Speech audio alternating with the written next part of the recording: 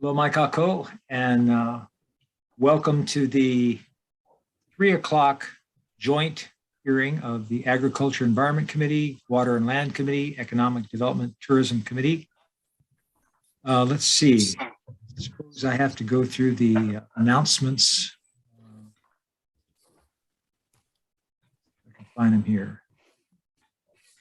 February 11th at 3 p.m. You'll find the links to viewing the options for all the Senate meetings on the live and on-demand video page of the legislature's website at capitol.hawaii.gov. And we are currently in 224 and video conferencing, which will include the audio and video of remote participants that's being streamed live on YouTube. In the unlikely event that we have to abruptly end this hearing due to major technical difficulties, the committee will reconvene to discuss any outstanding business at 2 p.m. on Monday, February 14th, 2022. During our video conference time slot, and a public notice will be posted on the legislature's website. For testifiers, all testifier audio will be muted and video disabled until shortly before it's your turn to testify. And because of our 90-minute time limit for each of the AEN hearings, there will be a 2-minute time limit for all testifiers, and we'll have a virtual countdown timer on the Zoom screen. So please be aware of the timer. I will be announcing only the testifiers who will be providing testimony via Zoom. For the complete list of testifiers, along with all the written testimony, please go to the legislature's website and you'll find the link on the status page for the measure. And we apologize if the closed captioning does not accurately transcribe the names. Okay, so we have one item on our agenda, and it is SB 2174 relating to aquaculture. Establishes within the Department of Ag an aquaculture area lease program for the purpose of identifying state facilities, state lands, and state marine waters that are suitable for use as commercial agricultural areas and leasing them to be used for aquaculture. Allows agencies having control and management of identified aquacultural areas to lease the facilities, lands, and waters to the Department of Agriculture for the purposes of the Act. Allows the program to use the monies in the aquaculture development special fund to carry out the purposes of the Act, and requires the revenues obtained from aquacultural area leases to be deposited into the special fund, imposes penalties and civil and criminal liabilities, and it exempts the program from being subject to the Hawaii Ocean and Submerged Lands Leasing Act. Okay, and let's see. First up on the testifier list is the Department of Ag. Good afternoon, chairs, committee members. Morris Ata on behalf of Phyllis Chimbuko Geyser. The department will stand on its testimony in support of the bill, but I'd like to, note that we do have comments about some issues regarding how the program is run, and the fact that due to its complex and comprehensive nature, that it's likely that we would probably be needing additional resources to manage a program like this. Thank you.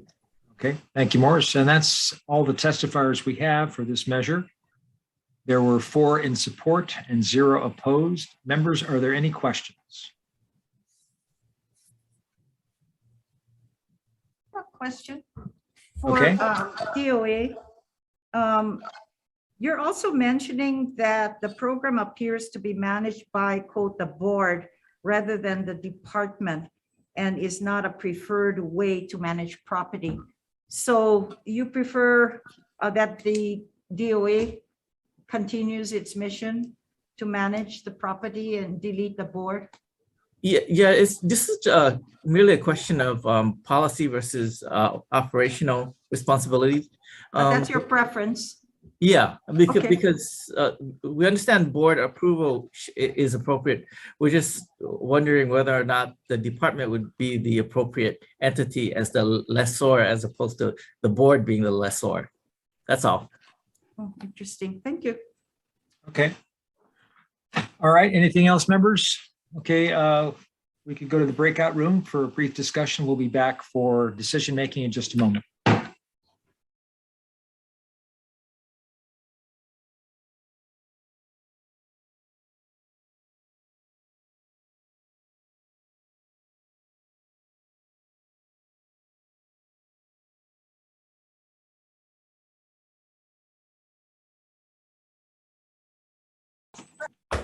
Okay, reconvening the 3 o'clock joint hearing of the AEN Committee, Water and Land Committee, and Energy, Economic Development and Tourism Committee. The members have conferred, and we've come up with a recommendation. The recommendation on terms of decision making, and that is we're going to use the Office of Information Practices, their recommendation for an amendment, and that is the proposed subsection B1 at page 2, lines 9 to 11, be amended.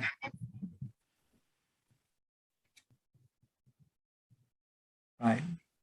And that also that the Department of Ag be in charge of the leasing program, as stated in their testimony. Any discussion, any questions? Okay. Yes. So I actually have concerns because as noted, page 2, line 12 through 15 mentions that it would take into consideration comments from Department of Land and Natural Resources, ADC, and any other agencies. I'm curious, first of all, what those agencies might be and why none of them are here testifying so that we can ask questions and also commenting on this particular bill. So I will be voting on with reservations, but I think in general, definitely continue to support local agriculture for local consumption. Mahalo. Thank you. Thank you, Senator. Okay, so for AEN, the chair, you've heard the chair's recommendation. Chair votes aye. Vice Chair Nishihara? Vice Chair goes aye. Senator Ocasio's reservation. Senator Rhodes. Aye. Senator Favela. Reservations. Motion's adopted. Thank you, members.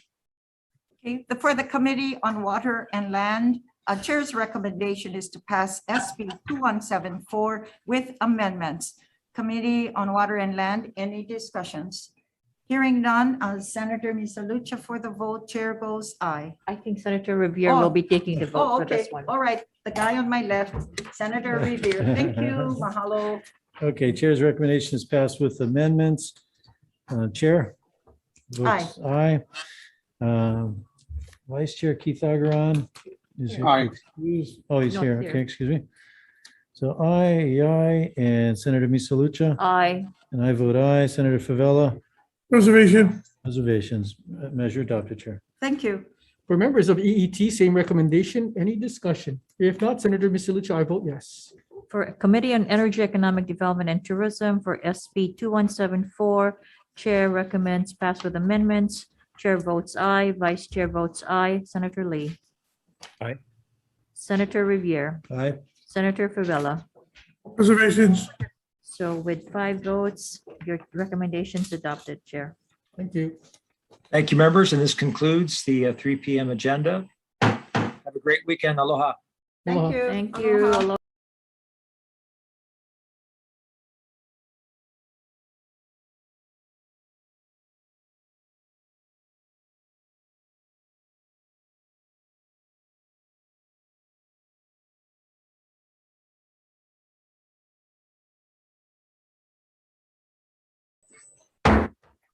We'd like to convene the joint committees on energy, economic development, and tourism, and our good friends from the Committee on Water and Land. It's 310 in room 224 on this February 11th, Friday. We have a number of bills on the agenda. First is Senate Bill 2078 relating to the Hawaii Tourism Authority.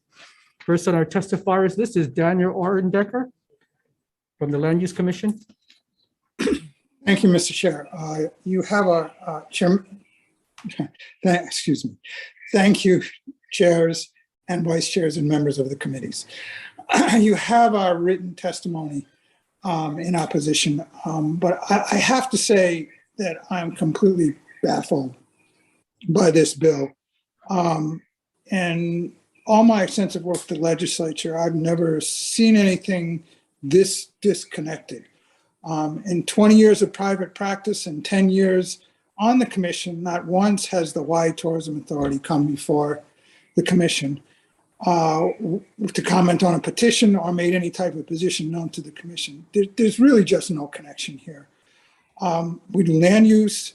I've only seen one petition in 10 years that was even remotely connected to tourism. and that was for a project with a hotel component. The effect of this measure would be to turn the HTA into a super commission, having control of land use as well as tourism.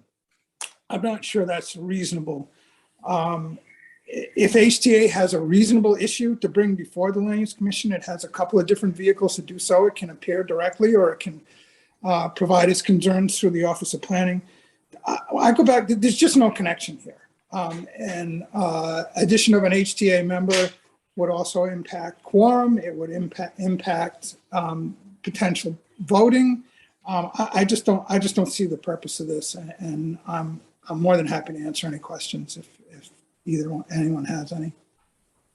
Thank you, Daniel. Director Suzanne Case from GLNR.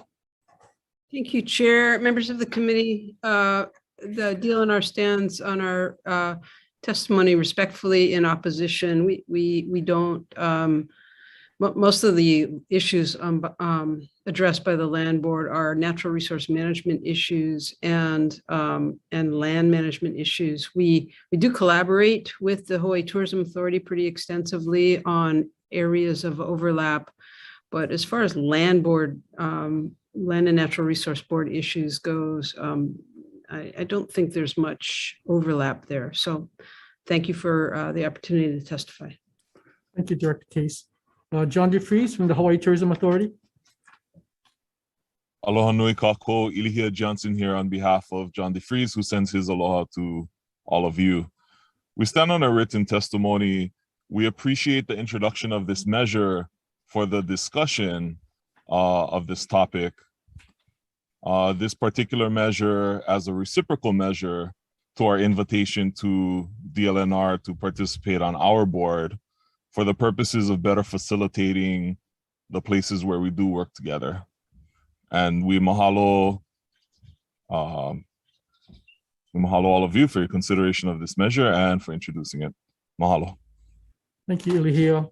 Kurt Cottrell, Alan Carpenter, both from DLNR. I believe their testimony summarized by Director Case. Yes, thank you. Christopher Dean from Clean the Pacific. Hello, Senators. Thank you for taking my testimony again and for your dedicated hard work. I'm glad to see I'm not the only one who's confused by this bill, because it seems to me that any kind of committee that, with the Hawaii Tourism Authorities, they're concerned about developing land for tourism and so forth like that. So my view is there's enough hotels, enough tourism, enough everything. They just need to focus on what the existing infrastructure they have, the existing obligations they have. They don't need to be involved in any kind of decision-making process as far as land use management is concerned, especially in protecting our dwindling environmental and natural resources. Capitalism is always wanted to use and gain more real estate for more money. So I'm against this measure, and thank you for hearing my testimony. Thank you for your commentary, Christopher. Members, we have 50 pieces of testimony, all in opposition to this measure. Members, any questions of those who have joined us via remote? No? Okay. Sure, just one. Oh, yes, Senator Lee. Well, thanks. If Land Use Commission is still here? Director Case? Oh, no. Sorry. Thank you, Senator. Yeah. Thanks. Just curious, just tangentially to this, as far as like where the nexus for things are, the way things are set up, is there statutory ability to change land use designations for purposes like hotels or what have you outside the Land Use Commission? I mean, in other words, can a statute be written such that it overrides LUC, or has that been done in the past? Well, there are always attempts to manipulate Chapter 205. So far, we've been able to keep 205 consistent. the problem with the visitor industry with regard to uses is that it's usually a hotel. Well, let me just, I appreciate that. I just want to stop you because in the interest of time, but I was just curious, but just statutorily, it is possible to go around theoretically or Well, the legislature, yes, I'm sorry. within the bounds of the Constitution, I mean. Within the bounds of the Constitution, the legislature has the ability to craft whatever it wants to, to go around. Okay, thank you. Thank you, Chair. Sure. Any further questions? If not, members, thank you. We're going to move on to the next bill, that is Senate Bill. Sorry, Chair. Oh, did you have a question, Senator Favela? Yes, I have a question for, I guess, DLNR. Yes, Senator. Yeah, I got questions. I understand you guys saying about the land use and everything, but you don't think land use have any importance with tourism? Because tourism. I absolutely do. I absolutely do. But the matters that come before the board to discuss are not very often tourism related. So to have somebody from the Tourism Authority sit on the land board, I think there'd be a lot of wasted time there. I think we absolutely firmly believe, as I think do all of you, that there is a very intimate connection between our natural and cultural resources and what we have to offer our residents and the world. So that's why a close collaboration is very, very important. I'm just not sure this is a very effective way to do that. Thank you, Chair. Thank you. Thank you. Members, any other questions on this measure? Okay, we're going to move on to the second item on our agenda, that is Senate Bill 3224, relating to the Pulehunui Community Development District. First on our testifiers list is Lori Sunakoda and Kelly Suzuka, both from the Attorney General's office. Good afternoon, Chairs Wakai and Inoue and committee members. Deputy Attorney General Lori Sunakoda on behalf of the Department of the Attorney General. This bill proposes amendments relating to the establishment of the Pulehunui Community Development District, as well as additional proposed amendments related to the composition of the Hawaii Community Development Authority and the nomination process involving HCDA's board members. Article 3, Section 14 of the Hawaii State Constitution states that each law shall embrace but one subject, which shall be expressed in its title, and therefore the title of this bill may not reasonably cover the additional proposed amendments. To address this issue, the committee may wish to consider revising the bill to delete the amendments relating to the additional subjects that do not appear to be covered by the title of this bill. I am available for any questions the committees may have. Thank you, Ms. Sunakoda. We have Ian Hirokawa from DLNR. Good afternoon, Chair Wakai, Chair Inoue, and members of the committee. Ian Hirokawa with DLNR Land Division. We'll stand on our testimony in supporting the intent of the measure and offering comments and be available for any questions. Thank you. Thank you, Ian. Kevin Moore, also from DLNR. Similarly, they all testify. Ian is covering it for DLNR. Yeah. Okay, and Russell Suji as well? Yeah. Yeah. Okay, got it. HCDA, Deepak, or his representative from HCDA? Oh, there's Craig. Yeah.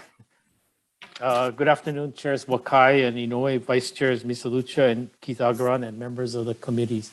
I'm testifying on behalf of Deepak Nupane and HCDA. We have submitted testimony in support of SB 3224 and provided amendments, and we stand on our written testimony. But if you'll allow me to summarize very quickly. As the testimony from Ms. Sunakoda and the Deputy Attorney General noted, because of the title being a narrow title, we did provide amendments to the bill that aligns the contents to the narrow title. And we provided a markup of the bill attached to our testimony. I believe that addresses the concerns of Ms. Sunakoda and the Deputy Attorney General, and again, aligns the contents to the narrow title. Thank you, Craig. We are all in receipt of your marked up copy. Thank you very much. And I'm available for questions. Okay. Members, any questions of those who have joined us via Zoom? Yeah, question for the AG's office. Yep. Lisa? Dakota?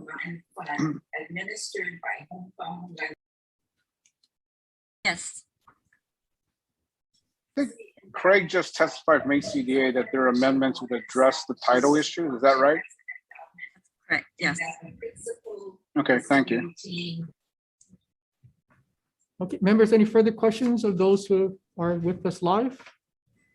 Okay, thank you. We're going to move on to the next measure, that is Senate Bill 2535 regarding energy.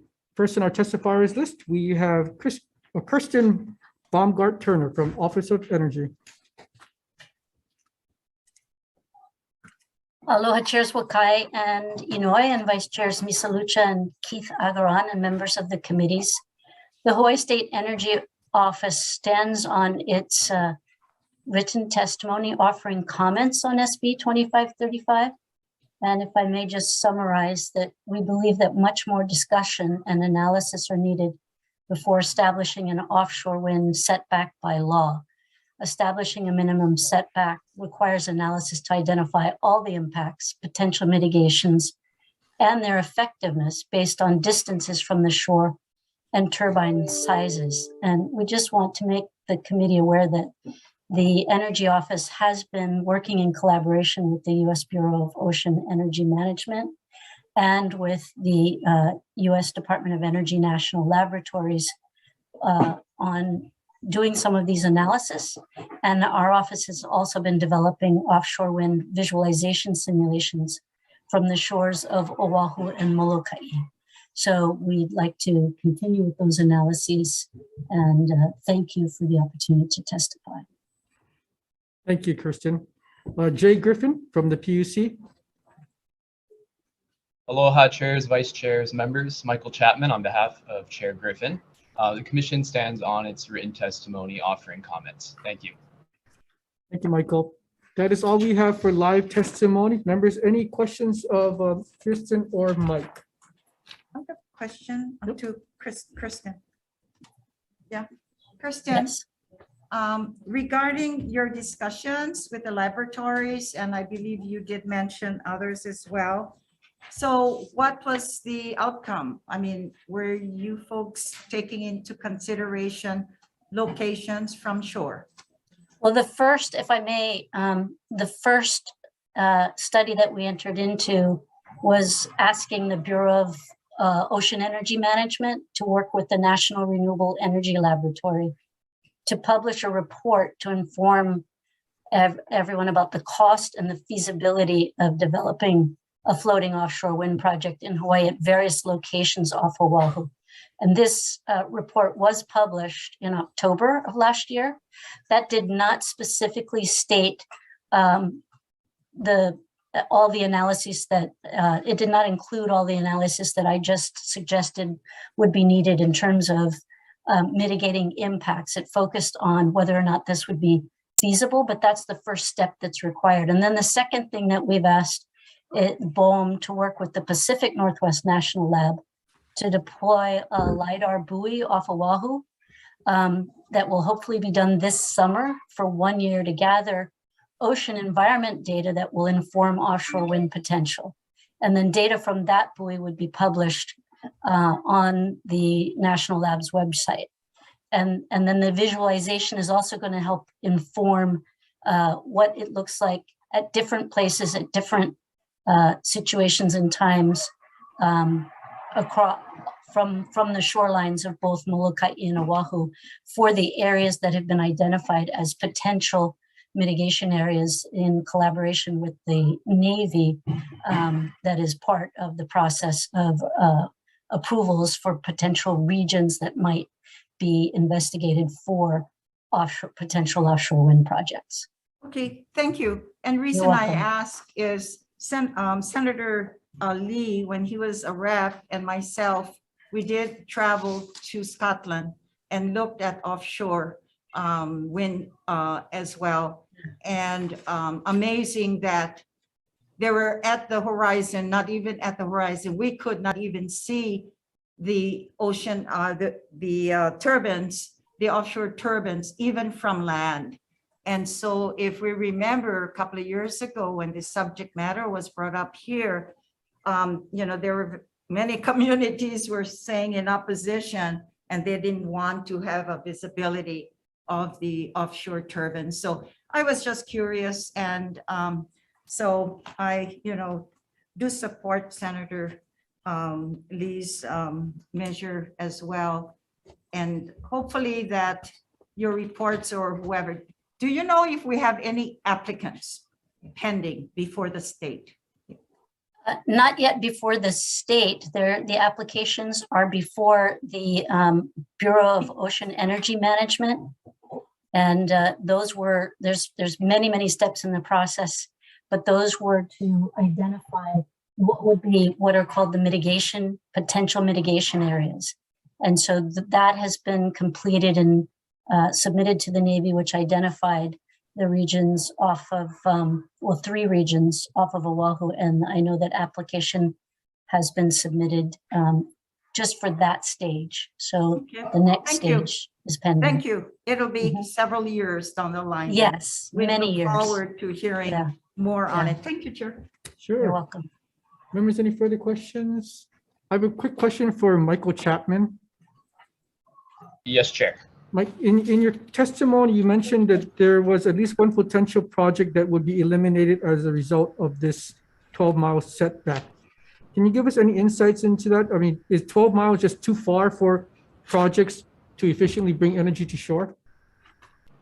Projects can exist beyond 12 miles, but I believe what that was referring to is what Kirsten was mentioning, which is the lease requests to BOEM.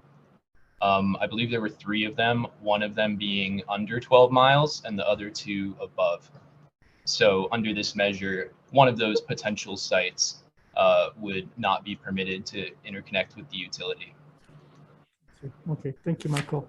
Members, any further questions of those who joined us? Yeah, for PUC, would it make sense to grandfather those 3, considering the timing? Potentially. That's really up to the legislature. I don't have great detail on those specific sites and what the federal process is, but certainly if the legislature would like to keep that option open, then that would be something that you could consider.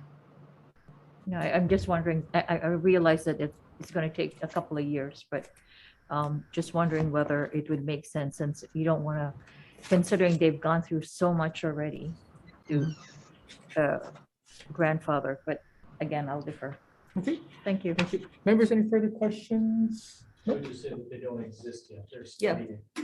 Yeah. They're in the process of studying, so Right. I would argue that this is right for discussion right now. All right, with no further questions, thank you, members. We're going to move on to the next measure, which is, sorry, Senator Kagala. Yeah, sorry. I'm getting a problem with my internet, so bear with me, I apologize. I just wanted to talk to, I guess, somebody from Energy. I thought I seen somebody. Kirsten? Yeah, please. Yes.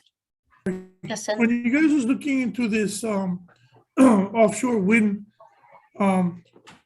system or turbine system, was not anything else in you guys' scope outside of offshore windmills? Yeah, for that specific study was deliberately targeted at understanding offshore windmills and what that would look like. We have other studies that look at a variety of different energy production capacity. And so this one, though, however, was specific to wind and the Bureau of Energy Management that regulates the areas offshore. Is Scott Glenn is part of you guys? Yes, he's the Chief Energy Officer. He's currently in Washington, D.C. Okay, so when you have a conversation with Scott Glenn, and I think it was 2020 when we had the last time we was in hearings with him in the room, I specifically asked the question. And the question was, and he said it, we're gonna look for the data and pull it up. He said that they will not look into any more windmills in Hawaii. You're gonna look for other technology and better technology, not no more windmills. Did you guys do an environmental impact on what would happen? I don't know if my colleagues know how big the platform of this windmills that they're gonna put on for build the windmills and tow it out there and let it float. And then later on the lines will connect and then they'll connect to a battery platform. I don't know if they know that, but I've seen videos on how big the thing is. And I know my colleague just said you cannot see them from offshore.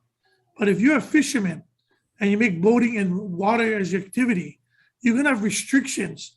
Even though you're gonna put this thing 12 miles out, you're still gonna have restrictions around this area that we live and play. Like how we talk about how precious our water is from Red Hill. What do you think our ocean is to people in Hawaii? That's all we have. So again, can you have a discussion with him? Because the last time we had hearings and we talked about windmills, he said that there was not going to be looking into any more windmills for energy, but try to find better technology like shoreline, like other countries using shoreline, which we have a lot of shoreline here in Hawaii, but I keep hearing windmills. So I just want to let you know, in my community, if those windmills 12 miles out decides to fall apart and break apart, those particles will come to my shore.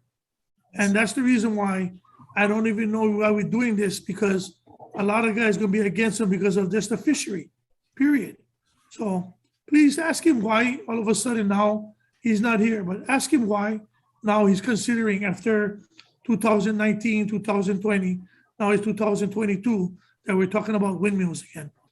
So I appreciate that. If you can, take that back to him. Thank you. Thank you, Chair. Yes, Senator, if I may, I just want to reassure you that there will be an environmental impact study done. That's one of the many permitting requirements that would be.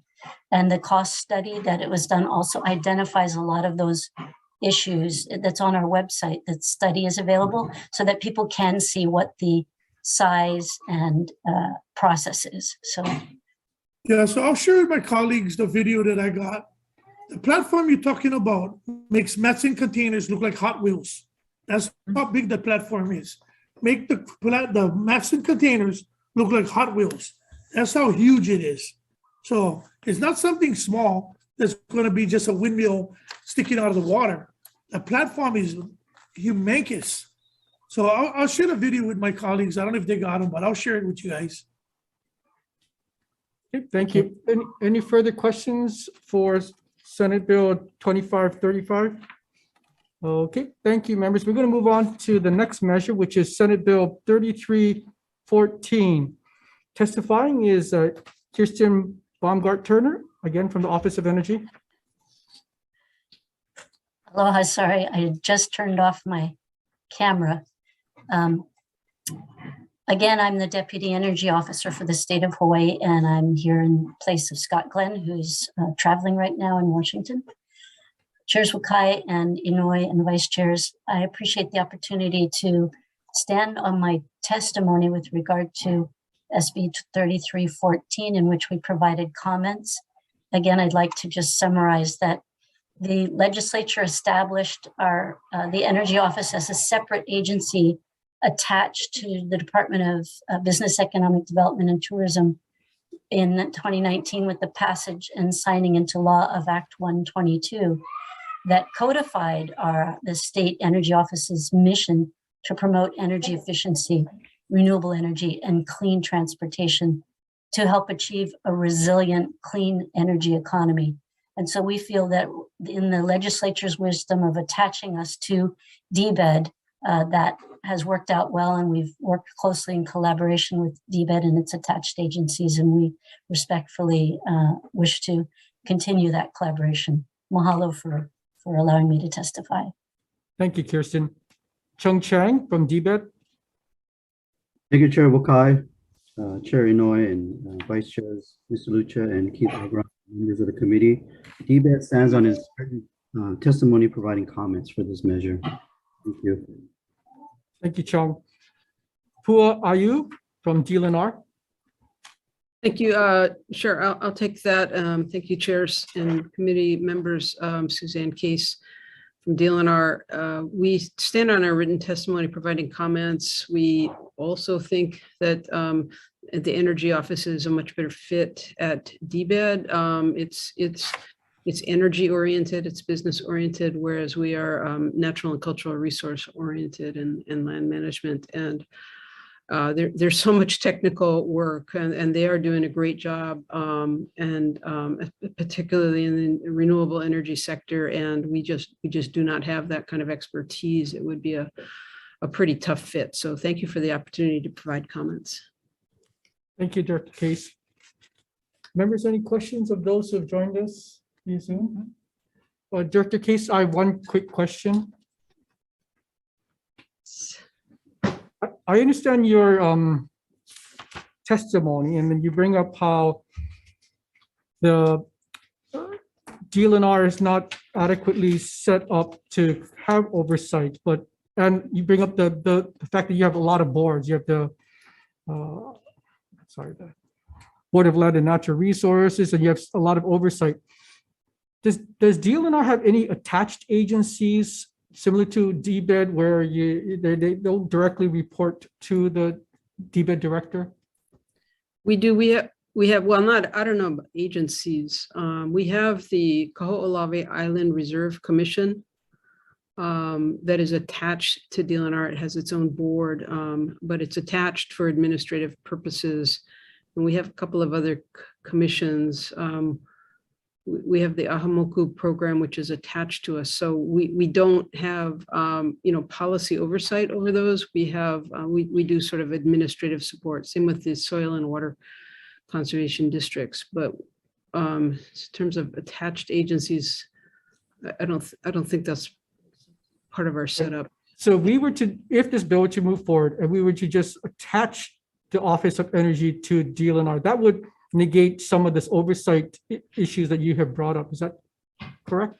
I guess I would want to understand what the attached part is, because there still is. For instance, I sit on the Kaho'olawe Island Reserve Commission by statute, non-delegable, ex officio, and so is that something that would be added to the chair's, frankly, already very, very expansive duties? And is there, if it's attached, do we have administrative oversight? So we do have administrative oversight for all of those attached groups, and so that involves our fiscal department, our human resources department, our IT folks. So attached does have meaning, even if we don't have sort of substantive oversight. And in most cases, there's some sort of substantive connection there. And in the cases that we have, they are natural and cultural resource connected subject matters. Understood. Thank you. Members, any questions, further questions? If not, thank you, Director Case. For members of EET and Waterland, we're going to take a brief recess to just take care of our 3:30 agenda, which is going to be real fast. So brief for decision-making on our 3:30 agenda. So we're going to take a brief recess from our 3:10 agenda.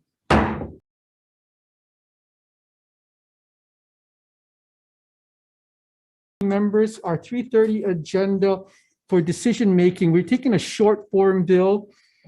And just recommendation is to pass this bill. This is Senate Bill 1065 relating to the Department of Business, Economic Development and Tourism. So the recommendation is to pass this bill with amendments and recommit it back to EET. The amendments are to insert the contents of the proposed draft.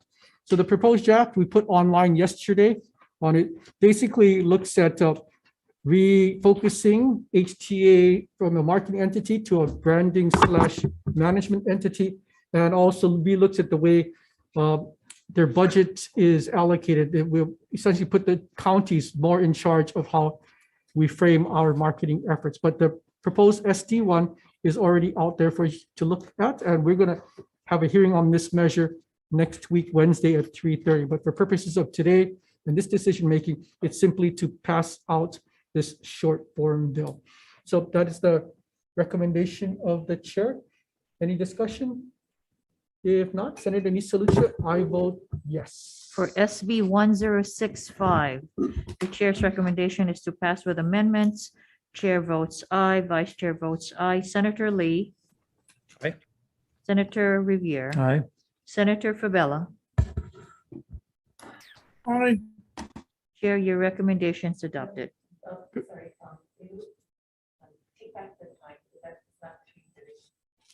Okay. So just for clarification on Senate Bill 1065 that we just passed out, we will put out notice as to when that hearing will be next week. We are adjourned for this 3:30 agenda. We're adjourned for this. And then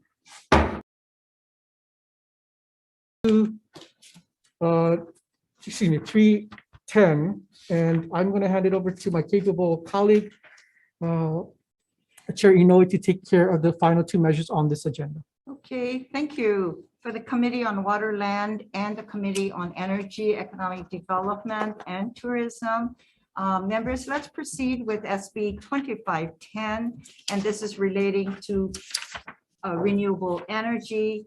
And this establishes firm renewable energy generation policy in the Hawaii State Planning Act to ensure the reliable 100% replacement of fossil fuel electricity generation to increase the sustainability and energy self-sufficiency of the state to improve the quality of life for residents and visitors. 1 second.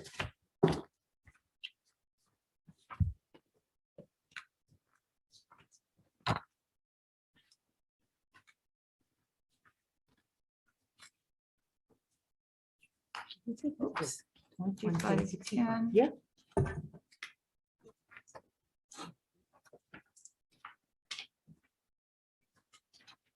We don't have his hearing. The hearing notice.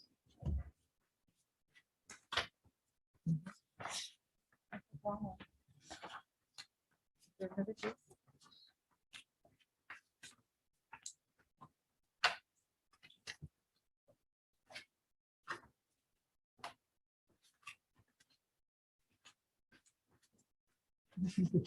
Just need this, is that what you're looking for?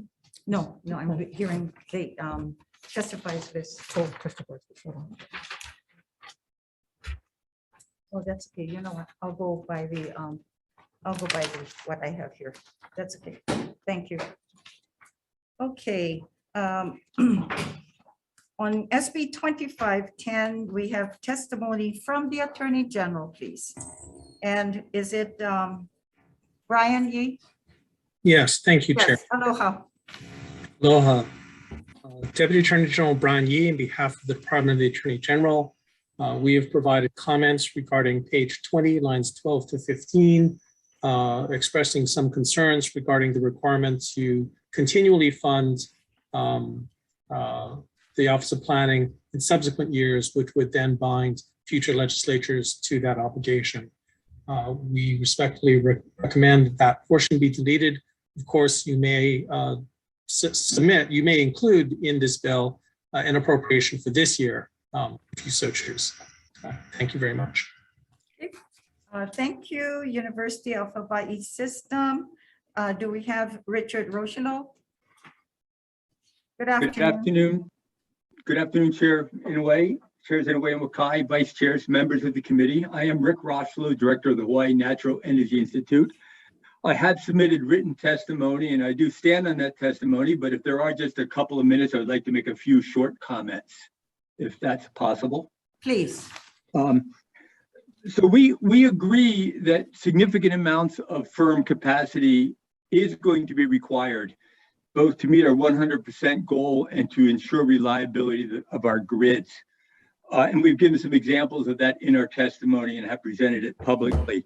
However, our analysis also shows that there may be both cost and greenhouse gas benefits to maximizing the fraction of energy that is provided. So not just capacity, the energy produced using the non-firm technologies, holding that firm capacity in reserve for when it is needed during periods of low solar and or wind resources. That will still be a significant amount of firm energy which is needed, but it also may make it more consistent with our ability to produce fuels or to provide that firm resource. And so until we really determine better the limits of our variable contribution and what we can integrate into the grid reliably, we believe it's premature to specify numbers at this time, either for the percentages of firm energy or the maximum generation for any single generation type. And again, we agree with the intent to ensure reliability and get to the 100% goal, but believe there are still a number of unanswered questions that should be answered first. And thank you very much for the opportunity to testify. Thank you very much. Thank you. Danielle Bass with the Office of Planning and Sustainable Development. Aloha. Chairs, happy Aloha Friday. My name is Danielle Bass, State Sustainability Coordinator from the Office of Planning and Sustainable Development. We'd like to offer some comments on this measure. First and foremost, we absolutely understand that the state's energy functional plan was last updated in 1991, and Hawaii's vision, policies, and laws for a clean, renewable, fossil fuel-free, and zero emissions clean economy have radically changed from this 31-year-old state planning document. So in that light, we do appreciate this opportunity to update the energy functional plan. We look forward to working with our partners at the State Energy Office, PUC, HNEI, the counties, electric utilities, energy developers, and community stakeholders through this process. We do recommend an amendment to postpone this deadline to be finalized by 2024, as well as 2 appropriations, one to conduct the actual planning process and a separate appropriation opportunity for staffing of 2 project specialists. Thank you for the opportunity to testify on this measure. Mahalo. Thank you, Danielle. Office of State Energy, Kirsten.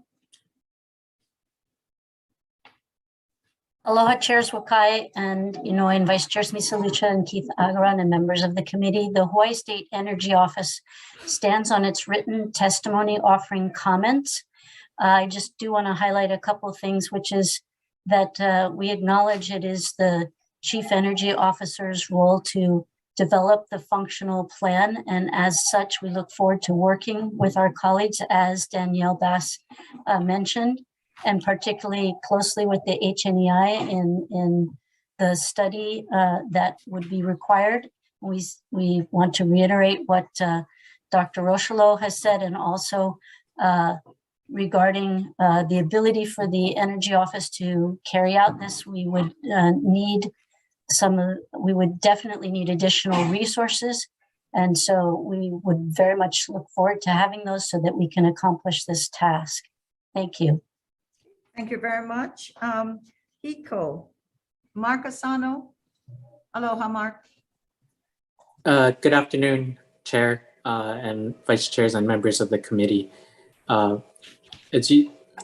We had a few comments on this bill. We do certainly support the intent of it. We absolutely think that firm renewable generation will be needed in the future, especially as the economy increasingly relies on electricity. However, we do ask for a few amendments to allow a little bit of flexibility in terms of the percentages of each type of generation, and not to be prescriptive, as things are dynamic in the planning for the future and constantly changing, as well as in Section 2 of the bill regarding fossil fuel. We just ask that we maintain some flexibility there too, in the event that there are natural disasters or other types of extraordinary events that would require us to potentially use generators that were put into standby or deactivated status. And I'm here for any questions. Thank you.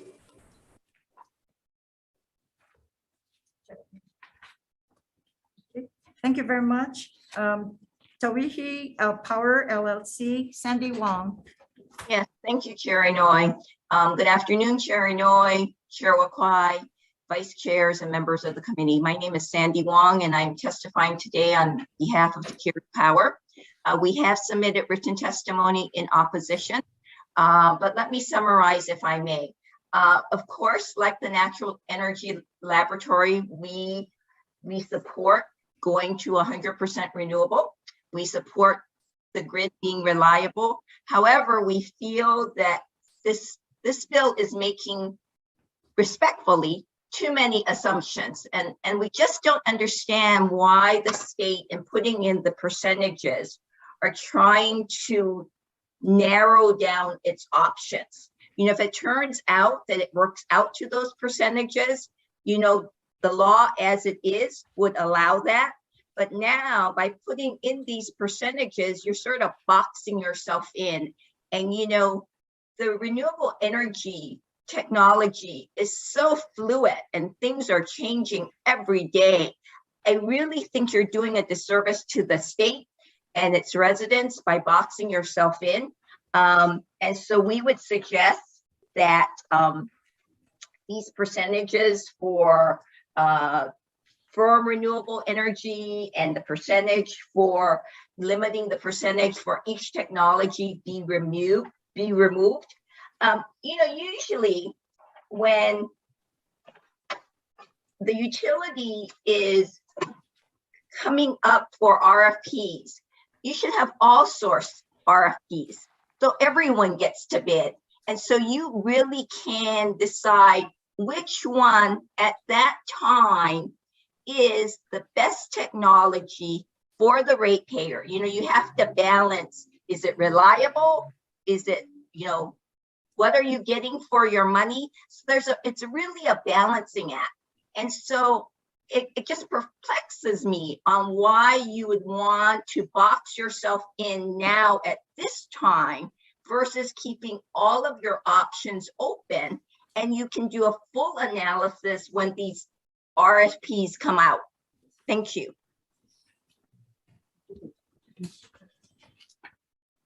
Thank you. Thank you, Sandy. John Kawamoto. Not present, Chair. John Kawamoto sends a communication in opposition. Is there anyone who wishes to speak to SB 2510? Members, any Yes, I do, Chair. Oh, I'm sorry. Matthew Geyer. Yes. Please. In regards to 2510, aloha, Chair, Vice Yes. Chair, members of the committee. I'm Matt Geyer. I'm the Director of Public Outreach for the Environmental Justice Task Force of Faith Action for Community Equity. And so I care about the environment very deeply. And in fact, if you want to come talk story with me, I'm right outside the Capitol now, as I am every Friday from 4 to 5. And this bill, on the surface, it looks like something good for the environment. But I think if you were to just take the technology we have now, this bill is basically just a benefit to those who want to burn wood here in Hawaii to generate energy. And if we are cutting down forests and burning it for electricity, not only are we doing a disservice to the environment, we are going to cause our ratepayers to pay more for their electricity. So I would offer that you add an amendment that specifically does not include the burning of wood for electricity as an amendment to this bill. Thank you, Matthew. Is there anyone else who wishes to speak to SB 2510? Members, any questions? Okay. Hearing none, then let's proceed. Could I also, I know I didn't submit testimony. This is Christopher Dean. Okay, Christopher, you can summarize then, Yeah, please. Thank I you. would just like to reiterate what the previous gentleman has said. Matthew Geyer. Yeah, that solar is firm, hard, always on energy with batteries and or pump storage or weight storage. It is firm. And we can do it all with solar, just on existing roof space. Thank you, Christopher. Okay, members, if there's no questions of our testifiers, let's proceed to SB 3192. And this is relating to the natural resource management. And this establishes within DLNR a visitor green fee program to collect a fee to allow visitors to visit a state park, beach, state-owned forest, hiking trail, or other state-owned natural area. Hawaii Tourism, John DeFries or Ely? Not present, Chair. Okay, thank you very much. Okay, DLNR, Chair Case. Thank you, Chair. And DLNR will stand on our written testimony in strong support and offering comments. We think this is an idea whose time has come. There's a huge amount of support for it. And I think everybody's seen the great value it can bring to protection of our natural and cultural resources for residents and tourists. We do have some comments on the advisory committee aspect that is in our testimony, and we stand by for answering questions. Thank you. Thank you very much. Attorney General's Office, is it Julie, Tina? Yes. Good afternoon. Good afternoon. Chair Zinoe and Wakai and members of the committees. I am Deputy Attorney General Julie Chena. We have provided written comments. I would emphasize that since this is a fee, there must be a direct connection between spending the green fee and offsetting visitor impacts to state-owned properties such as parks, beaches, forests, hiking trails, and natural areas. I stand available for your questions. Thank you. Thank you very much. Tom Yamachika, Tax Foundation. Good afternoon, Chair and Committee. My name is Jade McMillan on behalf of Tom Yamachika and the Tax Foundation of Hawaii. We've offered written comments on the measure, and I'm just here to stand on the written comments. Thank you. Thank you very much. Lauren Bickley of Surfrider Foundation. Not present, Chair. Okay. Nature Conservancy, Anthony Ching or representative. Aloha, thank you, Chair Zinoe and Wakai, and members of the committee. We are in strong support of this bill. We believe it can have a great new impact on conserving our natural resources throughout the state. We recently had polling that showed a broad support for this measure and for the work that could be supported, by the funding from a green fee. And again, we just want to thank you and ask for the committee's support to continue discussion about this bill and to move it forward. Mahalo. Thank you very much. Arwen Revere, on behalf of Wild Kids. Aloha, chairs and members of the committees. My name is Arwen Revere, and I'm a high school student from Kailua. I'm representing the environmental organization Wild Kids, which is a student-run organization. We stand on our written testimony, which expresses strong support of Senate Bill 3192. We believe that a visitor green fee program would be a promising way to protect Hawaii's natural resources. We believe that our natural resources are vital for sustaining our economy, and this includes the tourism industry.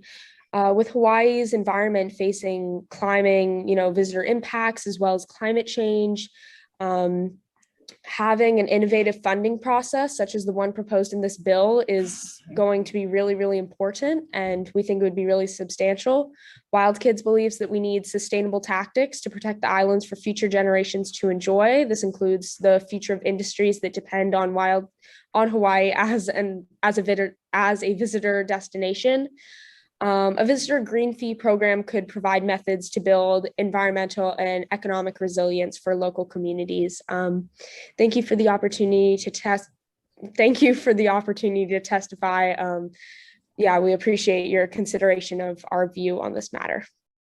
Thank you for sending your testimonies. Appreciate it. Jack Kiddinger, Conservation International. Thank you, Aloha. Senators. Aloha, and appreciate the opportunity to testify. I submitted some written testimony, which I stand by, and I will just also add, in case it is helpful for the committee members, that I have worked deeply on the policy elements of this approach for the last 5 years.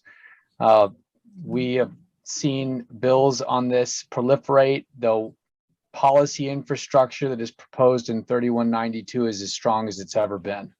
I believe fully that Chair Case said it as best as it could be said. This is an idea whose time has come. If there's any questions that the committee members may have about elements of the policy in the bill, I also be happy to answer them to the extent that I can. Thank you very much. Thank you. Thank you very much. Members, any questions? I have a question for DLNR Chair Case. Aloha, Chair.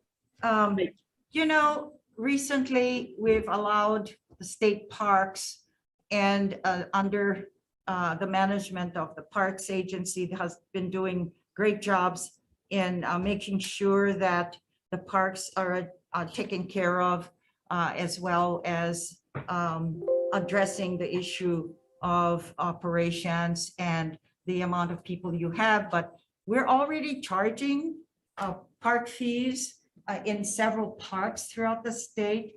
What's the impact? Because this measure, we're also establishing a green fee. So what would be a suggested method of entry to parks?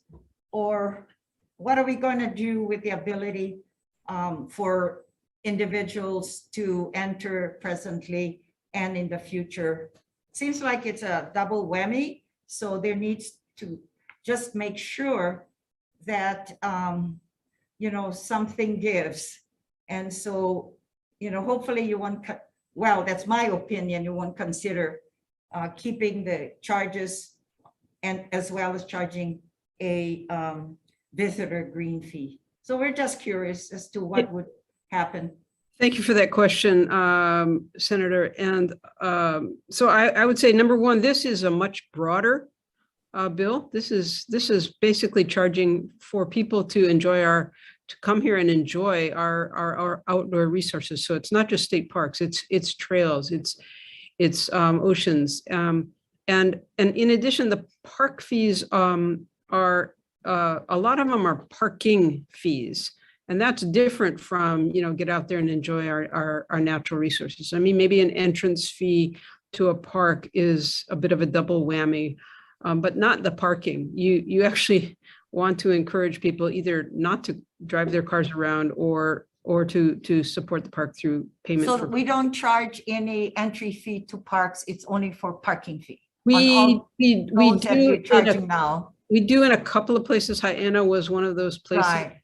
And that's really to manage, also to manage the numbers of visitors. So we do in a couple of places, but in some places it's sort of it's rather a parking fee. And maybe you might want to ask some of the other folks here who worked also on this to comment. Maybe Mr. Kittinger might have something to add. Yeah, we can continue because this moves on to other to Ways and Means. So we can make sure that this discussions continue. We're on a time constraint here today with our time schedule. So thank you. But anyway, recognizing that there are some fees already being charged. Members, any questions you'd like to add? Yeah, I have a question. Yes, I have a question Senator from the Attorney Agaran. General's office, for the AG's office. Okay. So just quickly, what the objection that you have is the usual way you apply fees. It has to be used for something related to what you're collecting it for. So is it the language? Is the language just too broad in what it would be used for? You're saying, or I mean, obviously, as Chair Case mentioned, you know, the fee would be to go back into the resources that are being taxed or used by the visitors, because the watershed areas are where a lot of our trails and a lot of the natural areas are. So work in the watershed, I would think, would fit in with a fee collected for that purpose, wouldn't it? Yeah, just to respond, I mean, I think the fee is very broad. The fee is narrowly tailored to visitors visiting state-owned parks, beaches, forests, hiking trails, and natural areas. Now, the spending of it has these general big categories of climate change, controlling invasive species, without explaining how the two are interconnected. Also, there is the issue of the fee being used for grants and, to nonprofits and community-based organizations without specifying how that ties into only being used for state resources, because a fee can only go back to the state resources for which it's being charged. Okay, but if we have a private operator to help manage a particular site, I assume that would be allowed under the concept that you just described, right? It would be awarded to DLNR would make that decision and would I'm assuming have the contract with a private operator operating that site. So again, it would go through DLNR versus a nonprofit or community-based organization, which would have to show that they have some sort of agreement with DLNR to do the work on the land. Okay, all right, thanks. Any Thank further you. questions? Yes, Senator Wakai, Chair Wakai. Thank you, Chair. Question for DLNR, Director Case. Sir. Director, for all of the requirements that we're placing on you in this bill, how much would DLNR ideally need to rake in to cover all of these expenses? You mean of managing this program? Right. Yeah, I don't think I have that information, but we can try to put some together for you. Yeah, because to me, it seems like we should really understand like what are all of your needs, and then what the costs are, and then we can adjust the green fees as to kind of match up. Because I mean, the worst thing would be if we give you 10 times more money than you really need, impact the tourism experience, and then that we just want to try to just match up what your needs are and adjusting the fees to what that figure is. Yes, well, I can certainly say that, rule of thumb that everybody has been mentioning is that our budget should be at least twice as what it is now. So if you're talking about just how much money we need to manage our cultural and natural resources, it's way higher than the available resources. So I would definitely offer that as a rule of thumb. Okay, help me. So I don't oversee your department. What's your current budget? Well, our budget is 160 million, including general, special, and federal funds. And if I could just put a little advertisement here during this discussion with regard to the park fees, we do need a ceiling increase authorized by you folks in order to be able to spend the money we've collected so far. We have a bill that already is moving around. Yes, we have a bill. So I'm sorry. So you need $160 million more to ideally do all of the work that you're tasked to do. Is that correct? I wouldn't think that that's an understatement. Okay. So if we look at the revenue opportunities for you, which is the better route to help increase your coffers? Going with green fees or focusing on parking and entry fees? Well, this is an entirely different concept. And again, a parking fee is a specific service separate from what are you doing as a visitor to support our natural resources. So I would not want to make that a choice. Correct me if I'm wrong. I had discussions with Kurt Cottrell and Alan, and your parking/entry fees went from $3 million 2 years ago to $12 million last year. Is that my understanding? Yeah, we are asking for a ceiling increase to about 12 million. And we expect that much revenue and perhaps more from those fees this year for parks. But I will say our trail system, for example, is unbelievably hurting. And we have 3 staff on Oahu to manage all of our trails, and that's in the Division of Forestry and Wildlife. That's not our park system. It's the trails, the Tantalus Trail system, the Ridge Trails. So this is a totally different application, funding source and application. Thank you, Director. Thank you, Chair. Thanks. So have there in the past been discussions of charging for those trail walkers? Yeah, we have talked about it, but the problem with a state park, there's an entrance, and you have to have a guard, somebody there to manage it, which is part of the cost. But a trail system, there's parking lots all over the place. It's very hard to charge at that place. That's why something like this, which is a broader, this is what you need to go out there and enjoy it, is the mechanism people have. Okay, thank you. Yeah. Okay, and if further questions, members, I think, yes, let's go into recess for both committees at this point in time for decision making. You have your, you can use, yeah.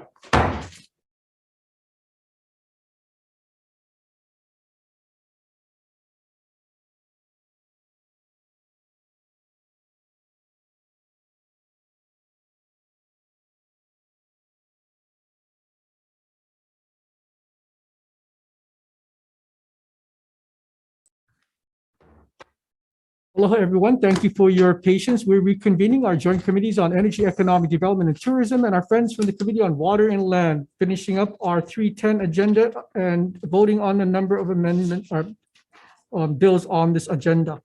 First is Senate Bill 2076 relating to the Hawaii Tourism Authority. 2078. Considering the overwhelming opposition to this measure, the chairs have conferred and have decided to defer any action on this amendment, on this bill. Going to Senate Bill 3224 relating to Puluhenui Community Development District. We all received the suggested markup bill from HCDA, which has the blessings of the Attorney General's office. The chairs have conferred. I would like to move that HCDA version of this bill forward. Members, any discussion? If not, Senator Misalucha, I vote yes. For the Committee on Energy, Economic Development, and Tourism, this is in reference to SB 3224. The chair recommends pass with amendments. Chair votes aye, Vice Chair votes aye. Senator Lee? Aye. Senator Riviere? Aye. Senator Fabella?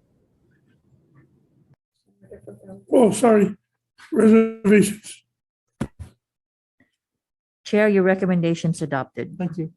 Thank you. The Committee on Water and Land, same recommendation with amendments to SB 3224. Any discussions, committee members? Okay, hearing none.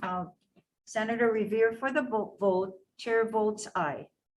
Okay, Committee on Water and Land, Chair votes aye. Vice Chair? Aye. The SD Aye. one is just. This is SB 3224. Thank you, Chair, If I Vice Chair. change the- What? And next up is Senator Misalucha. Aye. I vote aye. Senator Favela? Reservation. Okay, adopted. Thank you. We're on to Senate Bill 2535 relating to energy. I'd like to move this measure forward, but take out the 12 miles from the bill. So we'll let others who have input and insights figure out if 12 is the right number, or if it should be somewhat higher, lower, or whatever that figure might be. So I'm going to take out that figure of 12 miles and provide technical non-substantive amendments. Any discussion?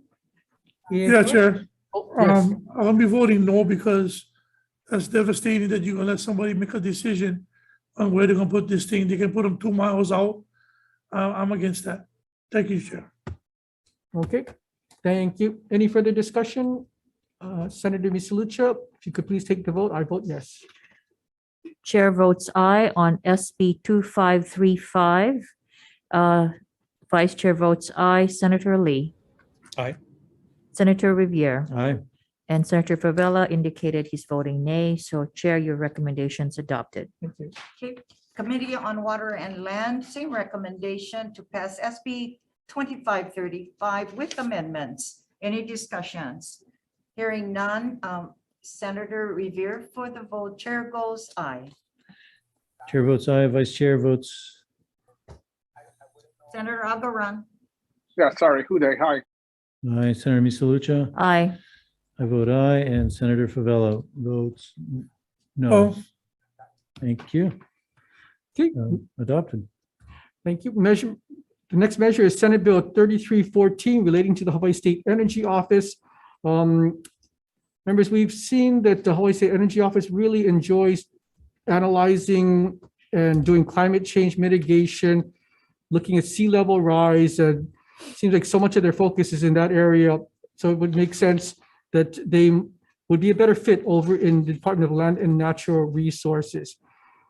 But understand that taking into account DLNR's testimony of them not having the proper mechanism and having too much oversight with all of the boards that the DLNR has, we're going to move this measure over, move the State Energy Office over to DLNR as an attached agency, not one that's directly under Suzanne Case and the DLNR board, and also make technical non-substantive amendments. Members, any discussion on the recommendation? If not, Senator Misalucha, I vote yes. For Senate Bill 3314, the chair recommends pass with amendments.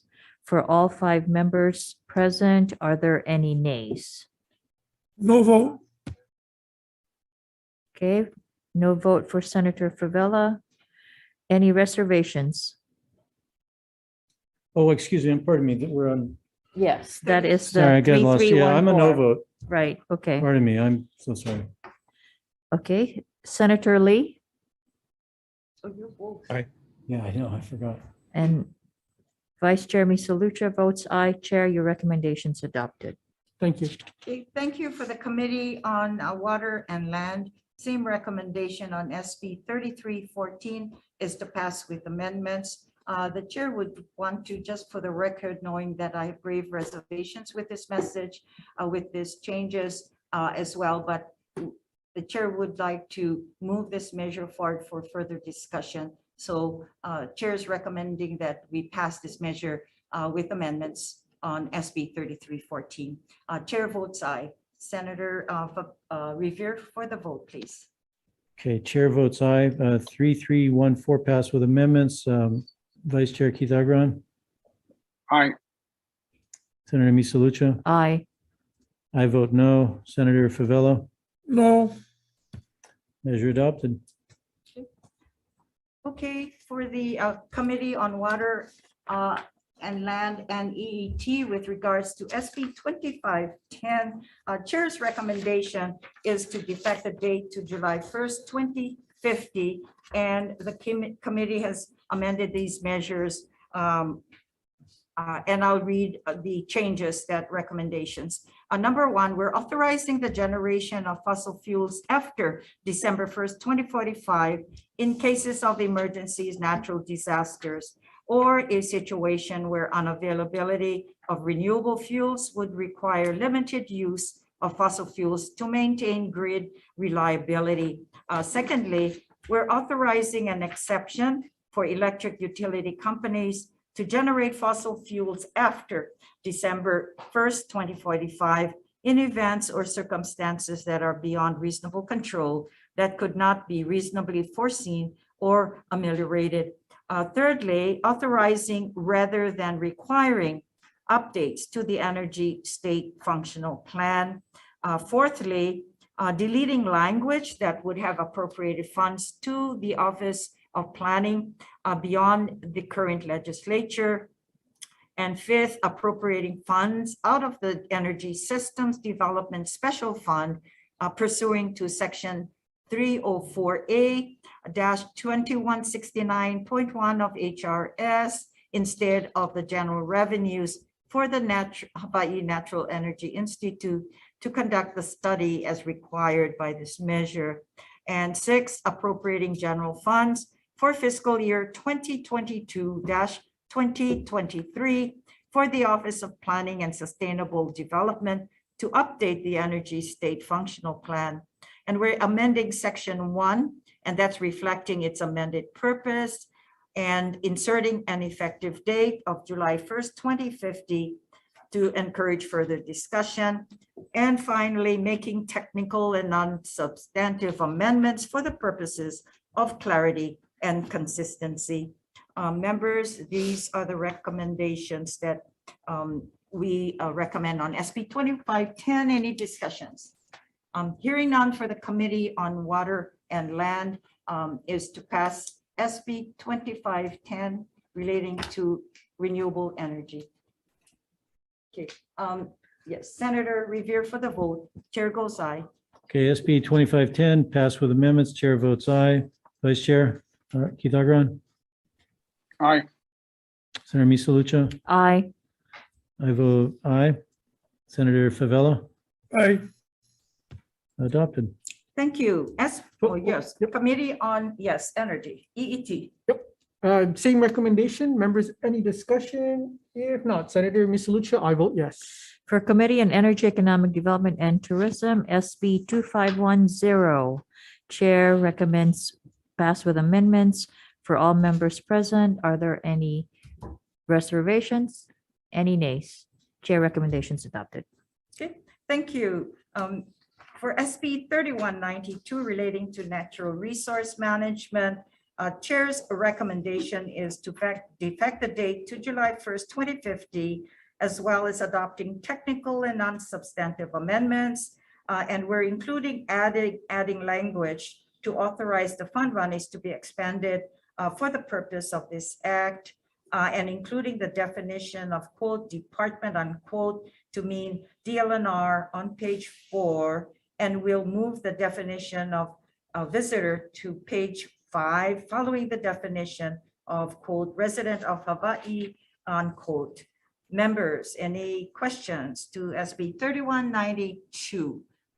Hearing none for the Committee on Water and Land, Chair's recommendation then is to pass SB 3192 with amendments. Chair votes aye. Senator Revere for the vote. Okay, Chair votes aye. Of the all the committee members being present, is anyone voting with reservations or in opposition? Seeing none, all in favor, adopted, Chair. Thank you. For EET, same recommendation. Any discussion? If not, Senator Misalucha, I vote yes. We're voting for SB 3192 for the Committee on Energy, Economic Development and Tourism. Chair recommends pass with amendments. Chair votes aye. For other members present, are there any reservations? Any nays? Chair recommendations adopted. Fantastic. We are Thank done. you, Chair. Happy weekend. Thank you, Committee on EET. We could clear our calendar.